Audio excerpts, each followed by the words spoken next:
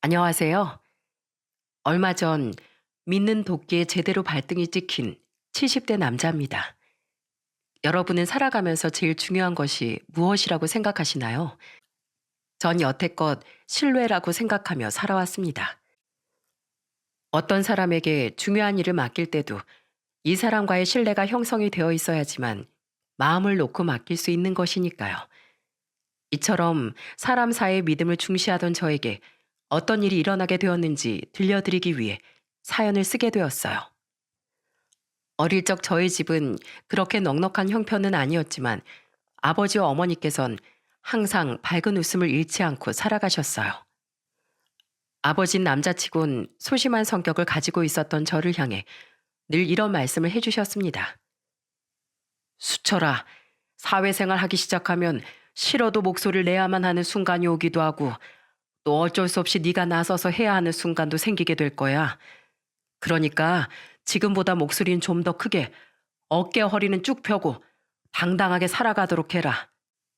그런 아버지의 영향을 받아 성격이 조금씩 달라지기 시작한 전 열정으로 똘똘 뭉친 청년으로 성장할 수 있었습니다. 아쉽게도 공부와는 전혀 연이 없었던 전 고등학교를 졸업하자마자 전자제품을 만드는 공장에서 일을 하기 시작했어요. 일을 하면서도 다른 분들은 어떻게 일을 하시는지, 어떻게 하면 더 꼼꼼하게 일을 할 수 있을지에 대해 어깨너머로 많이 보고 배웠고, 같은 공장에서 일을 하던 삼촌들과 이모들은 매사 열심히 하는 저를 많이 예뻐해 주셨죠. 수철이 넌 매사 열심히 하니까 어디 가서 배고를 일은 없겠어. 열정이랑 노력 하나는 나이 먹은 사람이라도 수철을 보고 배워야 한다니까. 20대 땐 그렇게 일을 하기에 여념이 없었고 32살이 되었을 무렵 제발 결혼을 좀 했으면 좋겠다는 지인의 소개를 통해 지금의 아내를 만나게 되었어요. 성품이 너무나도 따뜻하고 좋은 사람이라 놓치기 싫은 마음에 저희는 만난 지 1년 만에 결혼식을 올렸고 연년생으로 두 딸이 세상에 태어났습니다. 10년이 넘는 시간 동안 전자제품 공장에서 일을 하며 많은 것들을 배워온 전 40대 초반이란 나이에 작은 공장을 차리게 되었어요. 하지만 생각했던 것 이상으로 사업이라는 건 쉽지 않더군요. 물론 첫 술에 배부를 수는 없는 일이었으니 언젠간 잘 풀리겠지 하는 마음으로 대표인 전 열심히 발로 뛰면서 거래처를 찾아야 했어요. 때로는 일들을 처리하느라 집에도 들어가지 못하고 공장 기퉁이에서 이불을 깔고 쪽잠을 잔 적도 있습니다. 그런 저를 보며 아내는 늘 따뜻한 말로 응원을 해주었어요. 본인도 아이들을 돌보느라 충분히 힘들 텐데도 말이죠. 직원들도 관리해야 하고 거래처도 관리해야 하고 요즘 많이 힘들죠? 지금은 좀 안 풀리는 것 같다고 생각될지 몰라도 나중엔 꼭 잘 될 거예요. 난 그렇게 믿어요. 당신은 자랑스러운 내 남편이고 또 우리 애들 아빠니까. 고마워. 당신이 그렇게 말해주니까 없던 힘도 솟아나는 것 같아. 내가 지금보다 더 열심히 해서 당신이랑 우리 애들 꼭 호강시켜 줄게.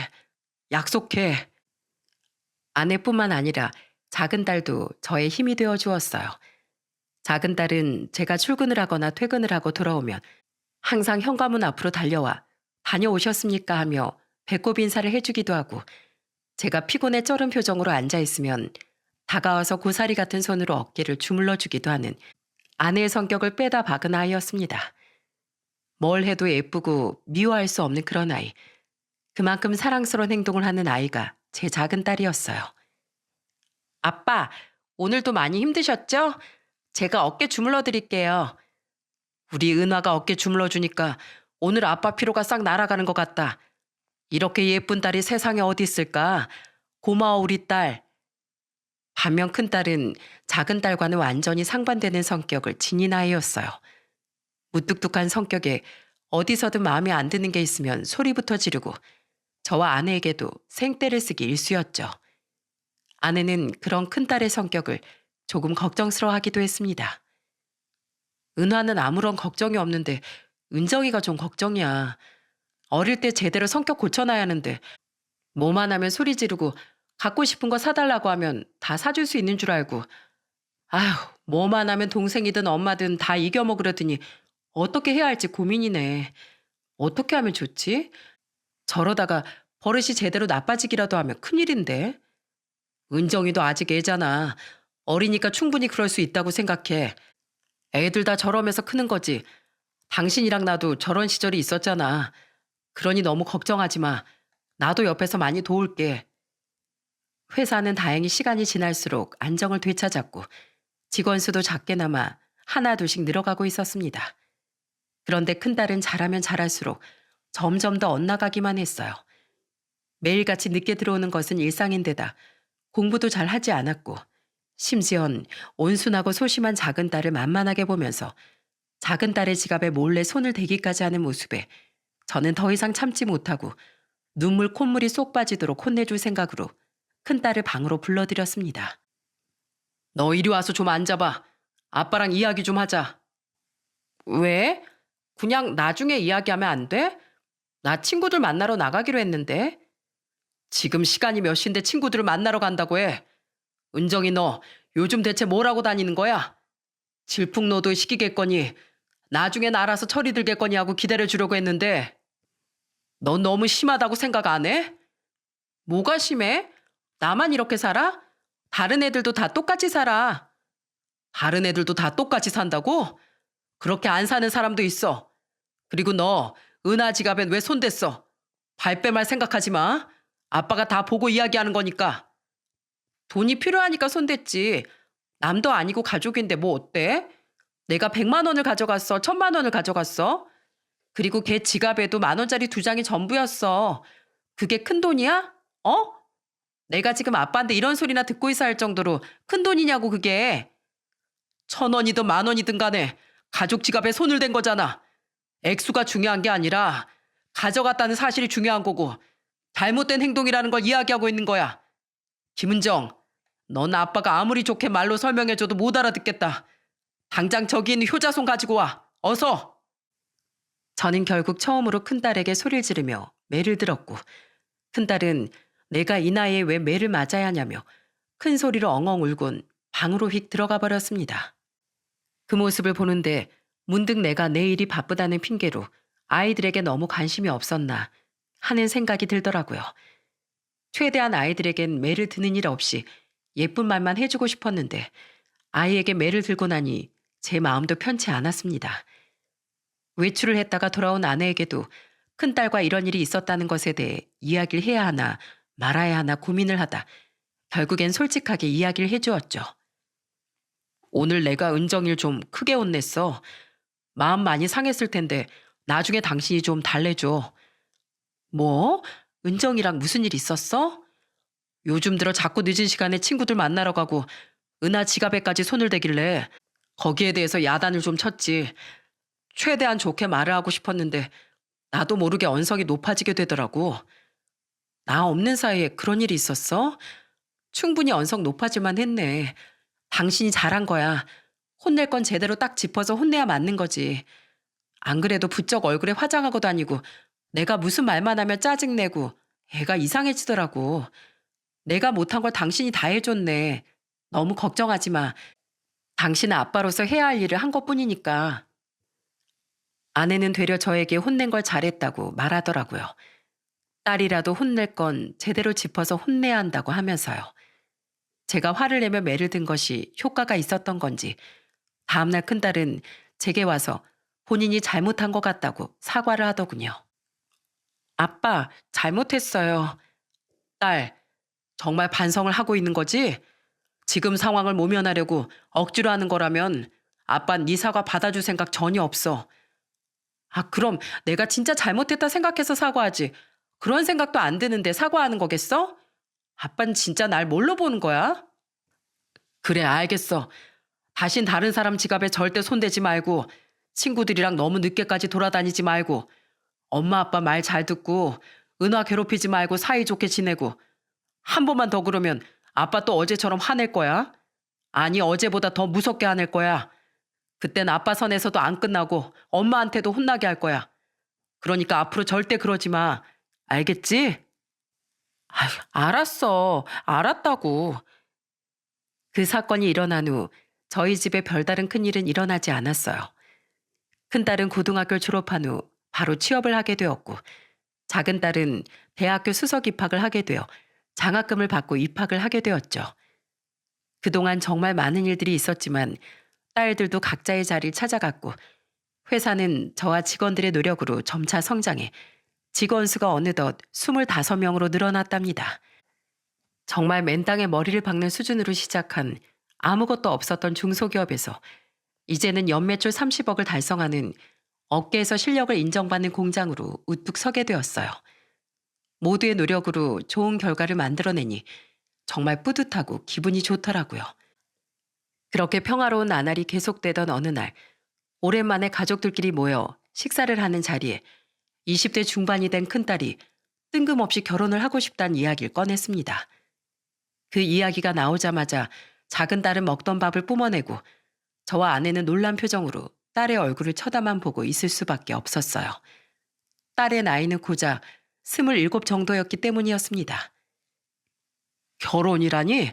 은정이 너 남자친구가 있었니? 만난 지 한 10개월 정도 됐어. 근데 왜 말을 안 했어? 남자친구가 생겼으면 생겼다고 말이라도 해주던지. 엄마 아빠 지금 너무 놀라서 말도 안 나온다. 뭘 놀래? 예전에 시집가서 애도 낳았을 나인데. 물론 결혼을 일찍 하는 사람들도 있었지만 큰딸은 아직까지 준비가 전혀 되어 있지 않은 상황이었기에 걱정이 되었죠. 결혼이라는 건 좋아한다는 마음으로만 하는 것이 아니었기에 걱정되고 신경이 쓰일 수밖에 없었어요. 아내는 딸에게 최대한 알아들을 수 있게 잘 설명을 해주었습니다. 딸, 좋아하는 마음 하나라도 충분히 결혼할 수 있지. 근데 어느 정도 준비는 되어 있어야 하지 않겠니? 결혼식 비용도 있고 또 집도 사야 할 거고 가전제품도 사야 할 거고 들어가는 비용이 한두 푼이 아닐 텐데, 그리고 10개월밖에 안 만난 거면 서로 아직 생활 습관 같은 것도 모를 텐데 너무 섣불리 결정한 건 아닐까? 그런 건 걱정하지 마.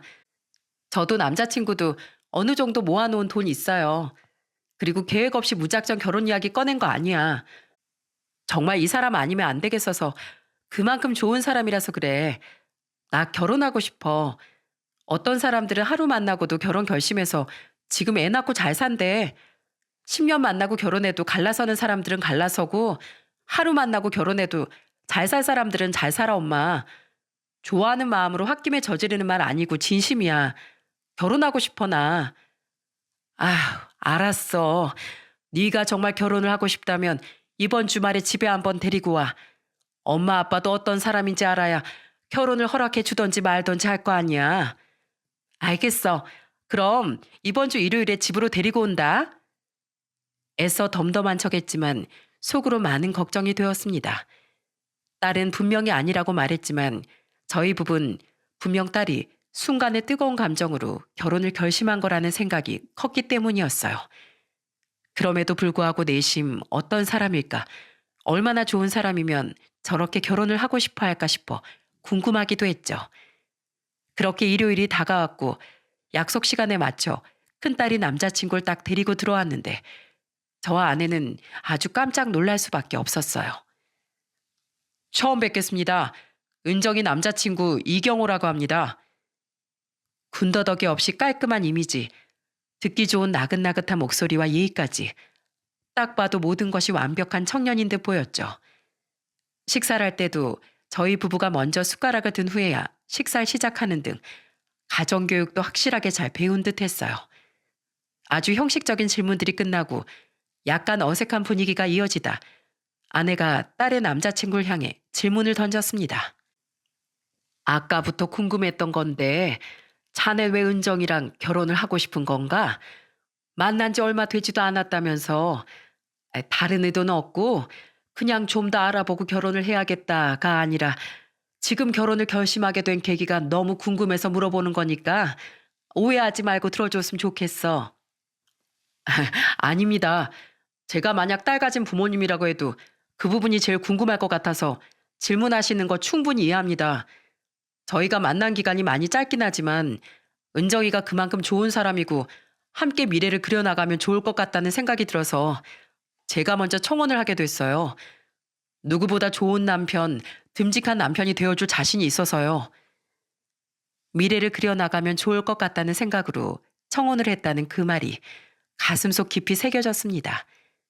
밥을 먹는 내내 꿀이 뚝뚝 떨어지는 눈으로 큰딸을 쳐다봐주는 그 모습에 저 청년이라면 내 딸을 맡겨도 괜찮겠다 싶은 생각이 들었고 아내도 저와 같은 생각인 듯 했죠.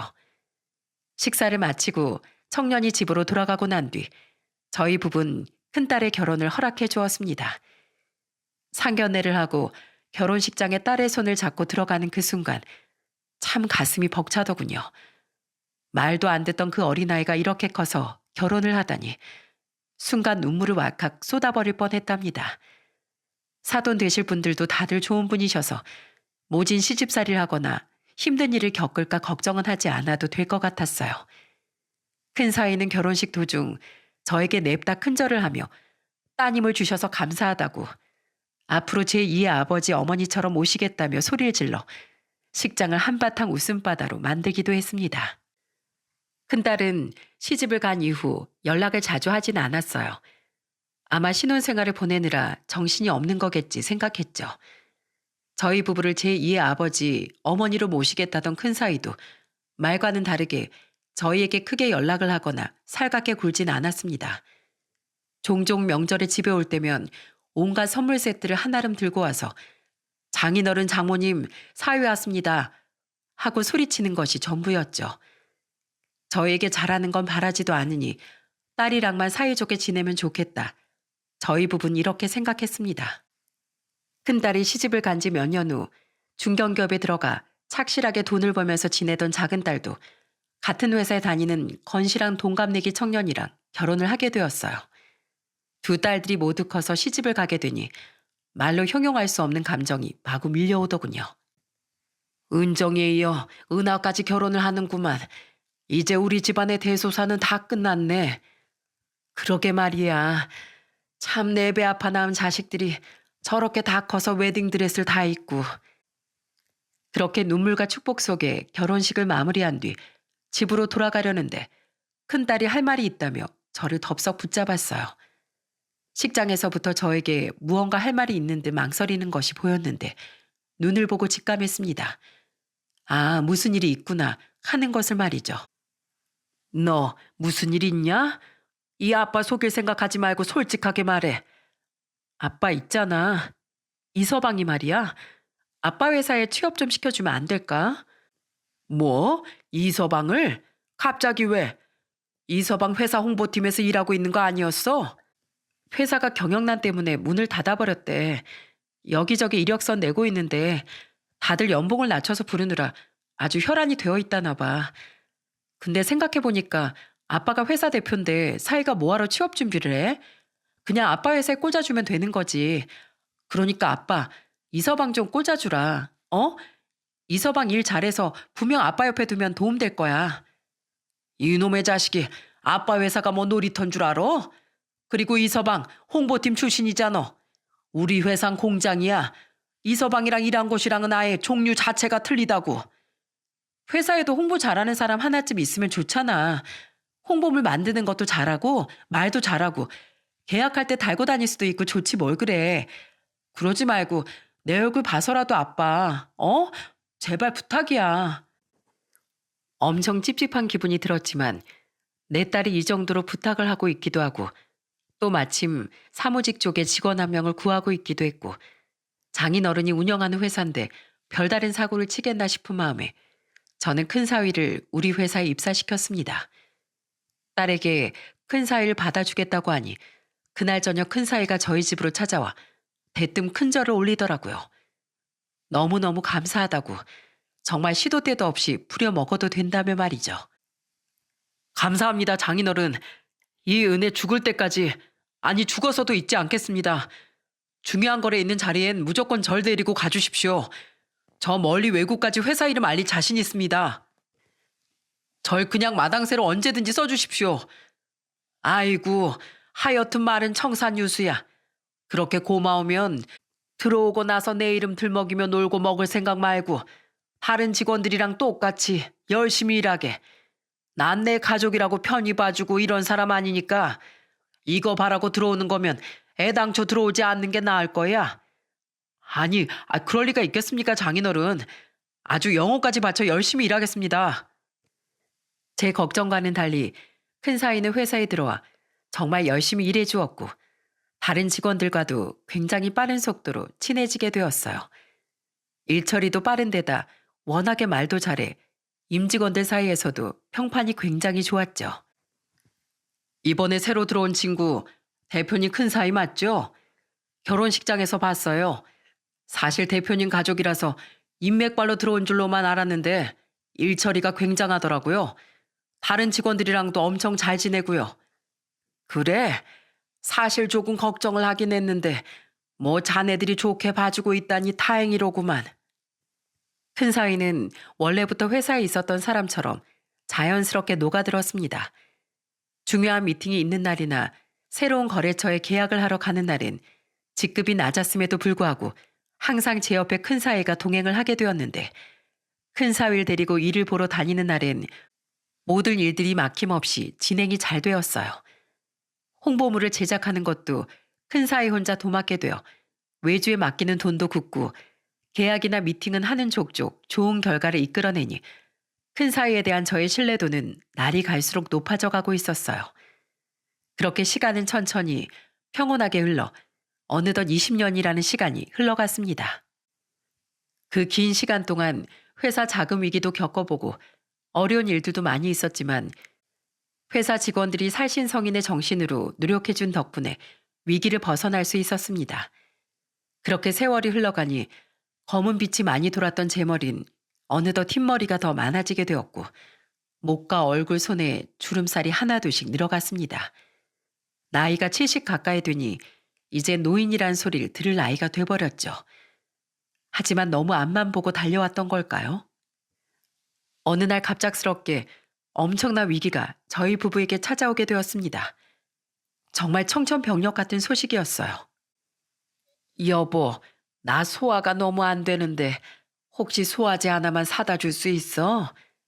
뭐야, 어제도 그러더니만 오늘도 그래? 이 사람아, 소화제도 매일같이 먹으면 안 좋아. 계속 속이 안 좋고 그러면 병원이라도 가야지. 당신 건강검진 안 받은 지 꽤 됐지? 그냥 소화 안 되는 걸로 무슨 소화제 먹으면 나 너무 걱정하지 않아도 돼. 거참, 내가 병원 예약해 둘 테니까 가서 건강검진 받아. 정 혼자 가기 무서우면 내가 같이 가줄게. 아내는 한사코 안 받아도 된다며 거절했지만 나이를 먹을수록 건강관리는 철저해야 한다는 생각이 있었기에 저는 병원을 예약했습니다. 병원에 찾아가 의사 선생님께 아내의 증상을 말하니 당장 정밀 검사를 받아보자고 하더군요. 사실 그때까지만 해도 별 문제 없겠지, 그냥 단순한 위험의 소화불량 정도겠지 생각했는데 아내의 병명은 충격적이게도 췌장암 1기였습니다. 너무 충격적인 결과에 저희 부부는 아무런 말도 할 수 없었는데 의사 선생님께선 차라리 이 상황이 불행 중 다행이라고 말씀을 주시더라고요. 여기서 다행인 건 환자분께서 증상을 느끼시고 일찍 찾아와 주셨다는 거예요. 보통 증상이 있어도 참고 참다가 병을 키워서 오시는 분들이 대부분이거든요. 우선 수술은 종양을 제거하거나 췌장 일부를 절제하는 방식으로 이루어집니다. 수술 후에는 항암 치료나 방사선 치료가 추가적으로 진행될 거고요. 정말 다행입니다. 췌장암은 아주 무서운 병이라고 들었는데 살 수 있는 거죠? 예, 1기 5년 생존율은 50%가 넘습니다. 만약에 2기, 3기 때 발견됐다면 아주 위험해질 수도 있는 상황이셨는데 그나마 일찍 발견돼서 다행이에요. 수술, 항암 치료, 이 단어를 듣는데 하늘이 와르르 무너져 내리는 것만 같았어요.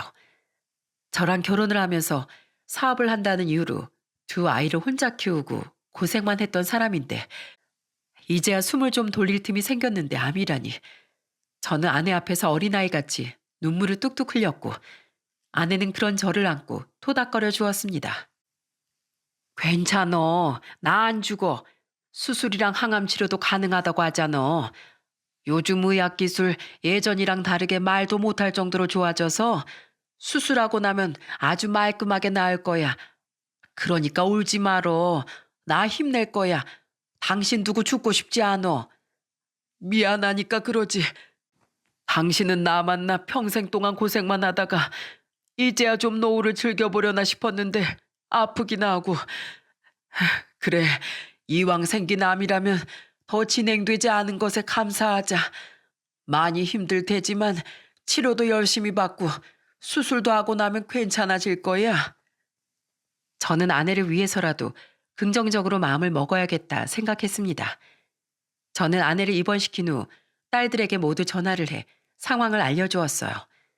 아니나 다를까 작은 딸은 전화를 하자마자 쏜살같이 병원으로 달려와 아내의 손을 잡고 눈물을 펑펑 흘렸어요. 엄마, 암이라니 이게 다 무슨 일이야. 많이 아프죠? 괜찮아요? 은하야, 엄마 괜찮어.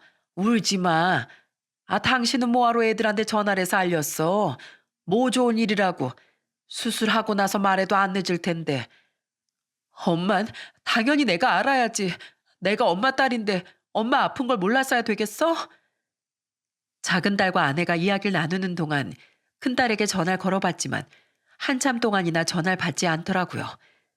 그리고 몇 시간이 지나서야 전화를 받고 늦은 저녁쯤 병실로 찾아와 아내와 몇 마디 대화를 나누고 밖으로 나갔습니다.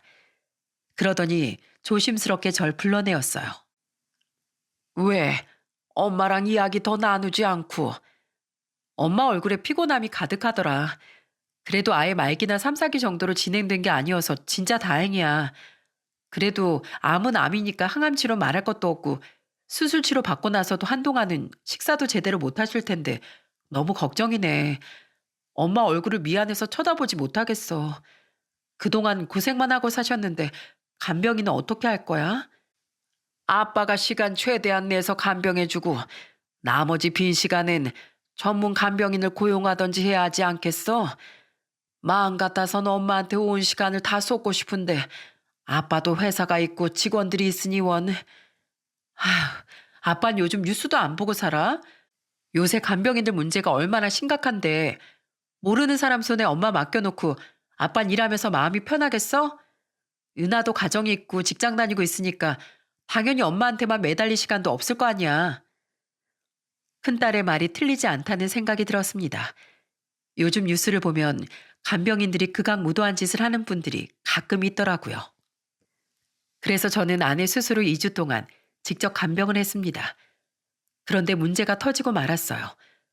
꿋꿋이 잘 버티던 아내는 항암 부작용을 겪게 되었어요. 어지러움과 구토는 기본이고 손이 저린다든지 물에 손을 씻으면 손가락이 바늘로 찌르는 듯한 고통을 겪기도 했습니다. 발톱엔 흑색화가 진행되어 꼭 먹는 것처럼 엄지발톱에 올라오기도 했고요. 항암 치료를 거듭할수록 머리카락이 빠지기도 했죠. 저는 두려웠습니다. 정말 이렇게 되다간 아내를 잃을 것만 같은 생각이 들어 전 큰 결심을 할 수밖에 없었어요. 복잡하고 공기 안 좋은 이 도시를 떠나 조용한 시골 마을에서 치료에 전념하기로 했습니다. 아내가 마음이 편안해지고 자연 속에 산다면 이런 부작용들이 줄어들 것만 같았거든요. 실제로 인터넷에 검색해보니 아내와 같은 증상들을 겪은 분들이 많으시더라고요. 그 카페에 가입을 해서 여러 가지 정보를 얻게 되었고 자연 속에서 치료에 전념한 분들이 완치 사례가 있어 오직 아내만을 위해 결정을 하게 되었죠. 그런데 문제는 회사였습니다. 회사를 오랫동안 비운다면 차질이 있을 게 분명했어요. 그래서 전 20년 동안 내 밑에서 일을 배운 큰 사위에게 당분간 제 회사를 맡기기로 했습니다. 자네가 이 회사를 좀 맡아줬으면 하네. 솔직히 자네 장모, 내가 사업한답시고 밖으로만 놔두는 바람에 혼자서 2딸 키우랴, 내 뒷바라지 하랴. 젊었을 때 고생을 무지하게 많이 했거든. 나 때문에 저렇게 된 것 같아서 마음이 너무 아파. 그래서 말인데 자네가 당분간 회사를 맡아주게. 시간이 얼마나 걸릴지 몰라.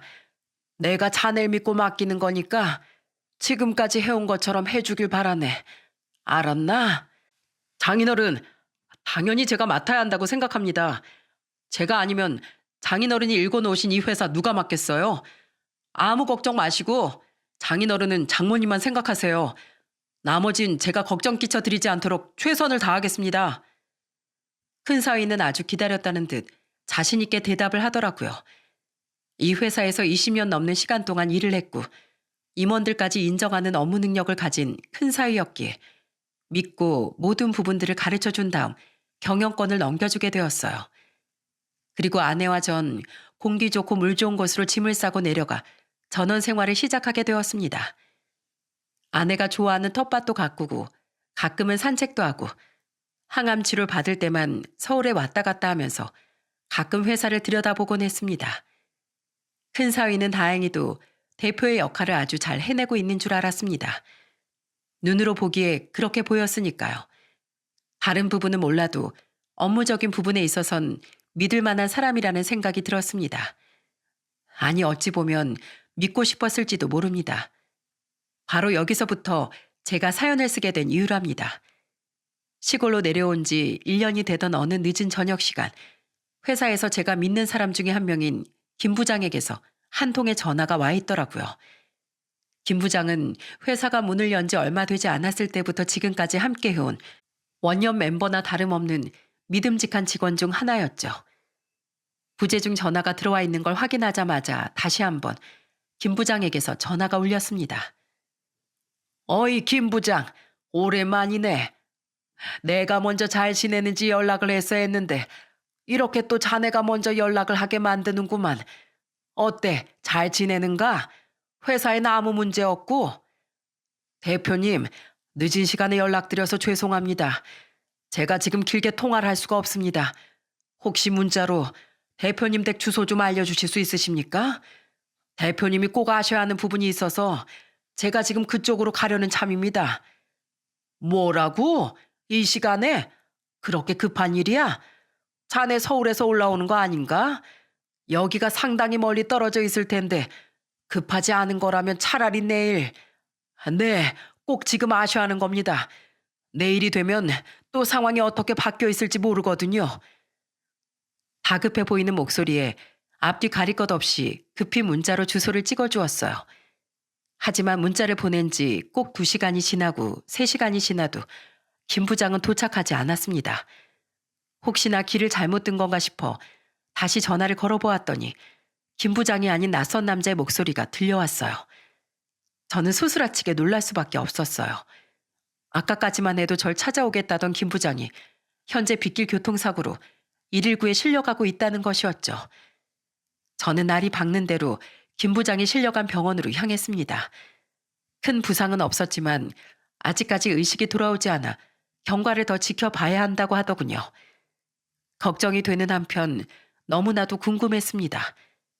그렇게 먼 길을 달려오면서까지 저에게 꼭 전하고 싶었던 것이 무엇이었는지 말이죠.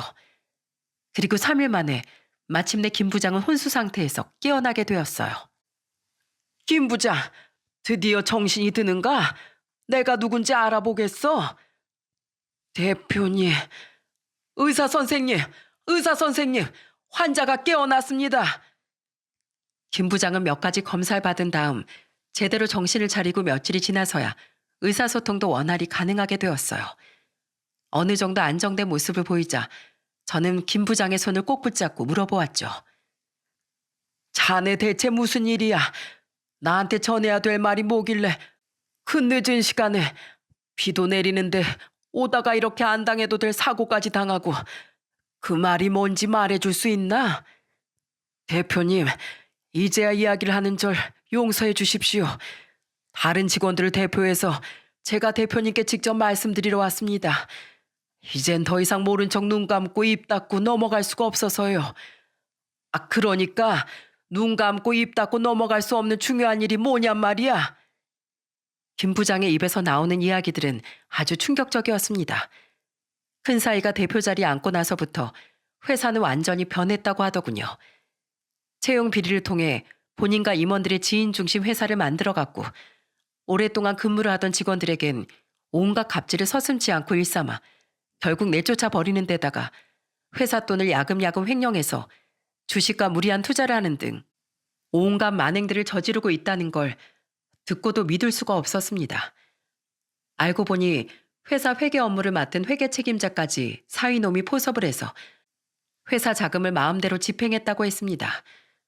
너무 큰 배신감이 들었어요. 그 회계 책임자는 제가 직접 뽑은 사람이었고 오랫동안 절 보필한 사람이기도 했습니다. 회사에서 제가 유일하게 믿는 사람 중에 대표적인 인물이었어요. 뭐야, 그놈이 나한테 어떻게 그럴 수가 있어. 도대체 사위놈이 어떻게 꼬셨길래 포섭을 당할 수가 있냐고. 회계뿐만이 아닙니다. 인사 담당자도 포섭이 돼서 아주 지금은 그들만의 세상입니다. 아마도 큰 사위에게 회사를 물려준다는 소문이 파다해서 미리 줄을 쓴 것 같습니다. 너무 충격의 연속이었어요. 믿는 도끼에 발등 찍힌다고 하더니 바로 이런 걸 두고 말하는 것 같았습니다. 지금까지 제게 보내온 회계자료, 회사 매출 등등 모든 게 다 거짓이었고 저를 안심시키기 위한 그들의 계략이었던 거죠. 자네, 그 말이 전부 다 사실인가? 증거 있나? 증거 있냔 말이야. 내 사위라서가 아니라 정말 일처리 하나 완벽한 놈이었는데 자네 말대로라면 그게 다 보여주기식 연기였다는 거잖아. 당연히 안 믿으실 것 같았습니다. 증거는 다 준비해 두었고요. 옆에 보시면 제 가방이 있을 겁니다. 그 안에 저희가 그동안 수집해온 자료가 다 있습니다. 저와 박 부장, 이 과장은 그들에게서 포섭되지 않았어요. 거절했더니 절 회사에서 자르려고 하고 있습니다. 대표님, 도와주십시오. 이대로 가다간 저희도 쫓겨나게 생겼고 회사가 망하기 일보 직전입니다. 김 부장의 가방 안을 들여다보니 그동안 수집해온 자료들이 한 뭉텅이로 들어있더군요. 그리고 USB, 음성 녹음 등 김 부장과 그 측근들은 회사를 위해 오랫동안 증거를 수집한 걸로 보였습니다. 이 문서는 뭔가 회사 공금을 몰래 빼돌려 주식에 투자했다고? 이건 또 뭐야? 이거 비자금인가? 나 몰래 회사 돈을 빼돌리고 있었던 거야? 맞습니다. 회계 책임자하고 둘이 작정을 하고 빼돌리고 있었어요. 다행히도 회계 쪽에 일하는 직원이 우리에게 양심 제보를 해서 알게 된 겁니다. 뭐야, 이럴 수 없네. 내가 아주 짐승 새끼를 키웠어. 김 부장, 내 자네에게 정말 면목이 없네. 한동안 아내가 아파서 회사를 그놈에게 맡겼던 거였는데 이따위로 장난질을 쳐대고 있을 줄은 내 꿈에도 몰랐네. 대표님이 여태껏 키워오신 저희 회사 이제 다시 제자리로 돌릴 때가 된 것 같습니다. 저는 김 부장이 모아놓은 자료를 들고서 한치의 망설임도 없이 회사로 향했습니다. 늦은 오후에 말도 없이 제가 회사로 찾아가자 모든 직원들이 다들 깜짝 놀라더라고요. 그리고 바로 대표실로 찾아가 냅다 문을 열고 소리를 질렀습니다. 큰 사위는 책상 위에 두 다리를 꼬고 앉아있다가 제 얼굴을 보고 바로 사색이 되어 벌떡 일어나더군요. 그 모습을 보고 단전에서부터 제 모든 분노를 끌어올려 소리를 질렀습니다. 내가 회사를 운영해달라고 했지. 누가 내 회사를 담보로 장난질을 치라고 했어?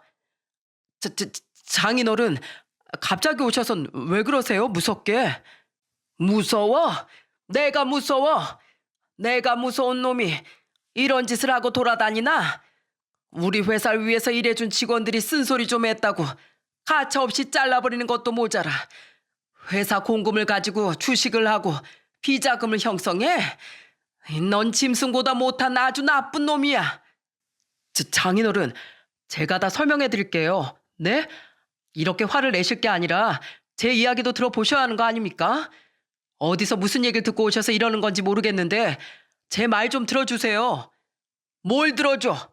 이렇게 증거가 명확하거늘. 전 그렇게 말하고 김 부장이 건네준 증거들을 그놈 얼굴에 확 뿌려버렸습니다. 이걸 어떻게... 말도 안 돼. 이거 어디서 나셨어요? 왜? 이제 상황 파악이 되냐? 그걸 보니 네가 무슨 짓을 한 줄 알겠지? 날 속이려고 직원들을 포섭해서 사문서 위조에 허위 매출에 인사권에 아주 1년 동안 생쇼를 했더구나. 넌 오늘부터 해고야. 그리고 사위로서도 해고다. 당장 나가 이놈아. 아버님, 잘못했습니다. 잠시 제가 돈에 눈이 멀어 이런 짓을 벌인 건 사실이지만 그래도 아버님 큰 사위잖아요. 제발 부탁드립니다. 절 내쫓지 말아주세요. 웃기고 자빠졌네. 네 놈이 이 회사를 가지고 어떤 짓거리를 했는지 하나부터 열까지 아주 명확한데 그런 소리가 나오냐? 이제 네가 있어야 할 곳은 이곳이 아니라 깜빵이야 이놈아. 나쁜 놈 같으니라고. 전 이렇게 윽박을 지르며 사위를 내쫓아 버렸습니다. 그리고 사위에게 포섭당한 직원들을 하나둘씩 소탕하기 시작했어요. 대표님, 죄송합니다. 저희도 어쩔 수 없었어요. 대표님이 곧 은퇴를 하시고 큰 사위에게 회사 물려준다는 소식에 동요한 거 사실입니다. 그래도 오랫동안 대표님을 보자 했으니 한 번만 기회를 주십시오. 제발 부탁드립니다. 난 자네들을 직원이 아닌 함께 살아가는 가족이라고 생각을 했네. 이런 가족들한테 배신을 당하는 게 어떤 기분인 줄 아나? 자네들은 내 뒤통수를 치면서 돈과 명예를 얻었겠지. 하지만 자네들은 그걸 얻는 대신 가장 중요한 신뢰와 믿음을 잃었네. 이젠 내가 자네들을 내칠 차례가 된 것 같네. 너무 원망들 하지 말게. 대표님, 살려주십시오. 전 이 말을 끝으로 사위를 포함해 함께 가담한 직원들을 끝까지 찾아내 경찰에 신고를 해버렸습니다. 그들은 더 이상 제 사람들이 아니었어요. 결국 사위는 회사 공금 횡령하고 비자금 형성 등으로 구속이 되었고 회계 책임자 또한 사문서 위조, 비자금 형성에 가담한 죄로 마찬가지로 구속이 되었습니다. 나머지 직원 2명은 집행유예 선고를 받았고요.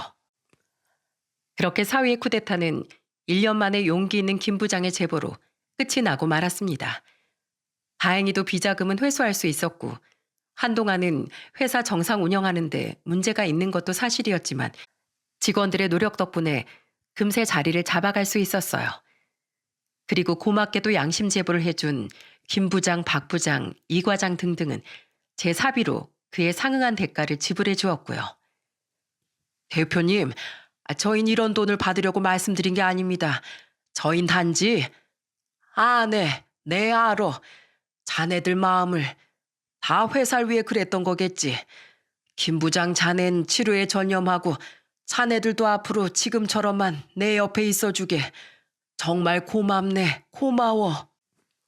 저는 진심으로 허리를 숙여 함께 해준 직원들에게 감사 인사를 전했습니다. 저는 직원들을 보며 깨달은 게 있어요. 다시는 가족 경영을 하지 않아야겠다. 내가 잘못되더라도 회사에 꼭 필요한 인재를 대표로 앉혀야 되겠다는 생각을요. 지금 이렇게 이룬 회사는 제 회사기도 하지만 직원들의 회사이기도 하니까요. 그래서 저는 가족이 아닌 꼭 전문 경영인을 나중에 앉히겠다고 다짐을 하게 되었죠. 사위가 구속이 된 후 큰딸하고도 연을 끊게 되었습니다. 제가 감옥에 보냈다는 이유로 제게 악담을 퍼붓더군요. 아빠, 진짜 너무한 거 아니에요? 아무리 그래도 사위를 콩밥 먹게 할 수 있냐고요. 비자금 형성할 수도 있는 거지. 진짜 너무 독하시네요. 뭐라고? 지금 네가 이 애비한테 할 소리냐? 지금 난 안 보이고 네 남편만 생각을 한다는 게야. 내가 널 잘못 키웠구나. 한참을 잘못 키웠어. 네가 엄마를 보러 1년 동안 시골에 온 적이 있냐? 엄마 괜찮냐고 안부 전화를 제대로 한 적이 있어? 그러고도 네가 자식이야? 엄마한텐 아빠가 있잖아요. 은하랑 제부도 자주 찾아뵌다면서요. 그럼 됐지. 우리까지 꼭 갈 필요 있어요? 너 지금 말 다 했냐? 네 동생 반의 반만 닮아봐라. 됐고, 난 네 남편 빼줄 생각도 없고 사위로도 인정 못하니 그렇게 알아 이거사. 나 참, 이렇게 나오신다 이거죠? 알았어요. 저도 영원히 제 머릿속에서 아빠 지울 테니까 우리 인연 끊어요. 서로 안 보고 사는 게 편할 거 아니에요? 참 인생이라는 게 제 딸 자식을 보니 허무하더군요. 평생을 키워왔건만 자기 뜻대로 안 되니 부모랑 인연을 끊자고 하는 딸을 보며 자괴감마저 들었습니다. 그토록 사랑했던 딸이 나이를 먹으니 이젠 부모가 부모로도 보이지 않나 봅니다. 그렇게 저와 딸은 남남이 되고야 말았습니다. 그렇게 2년이라는 시간이 흘렀어요. 아내는 그동안 항암 치료를 열심히 받고 힘든 상황을 잘 이겨낸 덕분에 많이 좋아진 상태입니다. 의사 말로는 이대로만 가면 완치 판정을 받을 수 있다고 하더라고요. 힘든 과정을 이겨내준 아내에게 얼마나 고마운지 모릅니다. 지금은 작은 딸이 회사를 그만두고 시골에 내려가 아내를 보살피는 중이랍니다. 엄마를 생각하는 마음이 얼마나 대단한 줄 몰라요. 그런 딸이 저는 참 좋습니다. 정말 열 자식이 안 부럽다는 말이 이런 걸 보고 말한 것 같습니다. 작은 사이도 주말마다 손주들과 함께 시골로 내려가 아내를 보러 오고 있고요. 작은 사이는 참 욕심도 없고 사람이 얼마나 착한 줄 모릅니다. 정말 가정적이고 장인 장모를 생각하는 마음은 대한민국 제일이랍니다. 저는 지금 작은 딸 덕분에 회사 일에 전념하고 있습니다. 회사는 문제없이 잘 진행이 되고 있고요.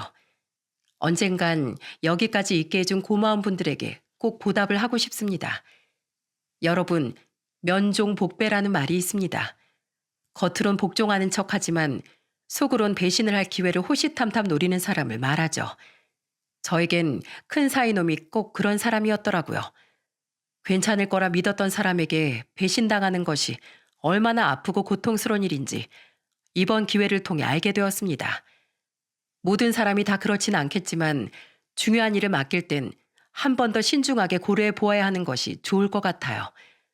돌다리도 두드려보고 건너라는 말이 있듯 아무리 믿는 사람이라 하더라도 한 번쯤 더 신중하게 생각을 해보고 결정을 하시는 것도 좋다라는 말씀을 드리고 싶습니다. 제 이야기는 여기까지 하도록 하겠습니다. 이 사연을 보신 여러분들의 행복과 안녕을 빕니다. 감사합니다.